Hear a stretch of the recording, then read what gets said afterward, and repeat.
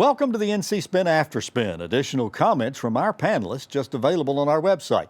John Hood, what do you wish you had said on the last show, but you didn't? Tom, I made reference to the Paul Newby, Sherry Beasley race, the fact that that recount is occurring. It's the Newby lead started out at 400. We don't know where it's going to go.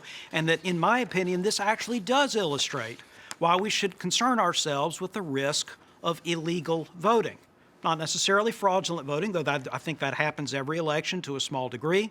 But whether it's intentional or unintentional, we probably have something like hundreds of votes that are cast illegally, maybe thousands, for various reasons. Sometimes people think that they are legally allowed to vote, but are not. They didn't fulfill all they were convicted of a crime. They didn't fulfill all their rules. They did not properly establish residency in the place where they claim to live. There's all sorts of reasons why these illegal votes are cast, and I think it's reasonable to take precautions. It's not because we think that hundreds of thousands or millions of votes, in the case of some Republicans now talking about Donald Trump, or Donald Trump himself after 2016 and 2020, claiming that millions of votes were cast illegally, that's preposterous. It's just not possible in a modern age. It isn't, by the way, just Republicans making claims like that. Remember when Kerry said after 2004 there was funny business in Ohio, and there was these conspiracy theories about Diebold and other companies.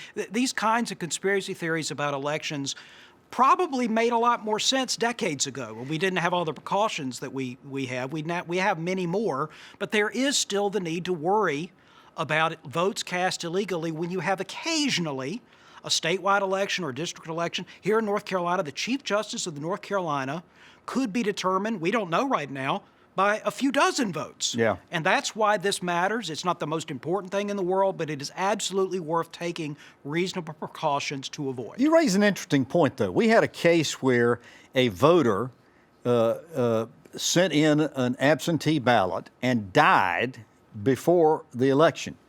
Should that vote be counted or not? No, and I don't think that ballot was counted. And are you talking about the story where it was the daughter of the person who passed away, who had the responsibility to exclude the ballot?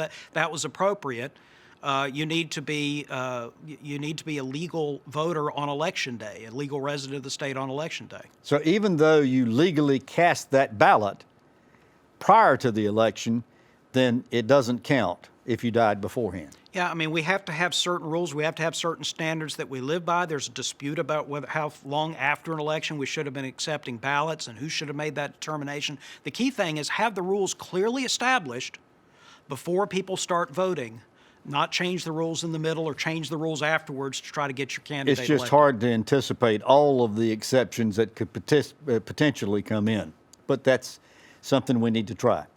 Well, thanks for watching the After Spin. We'll have more video all during the week on ncspin.com.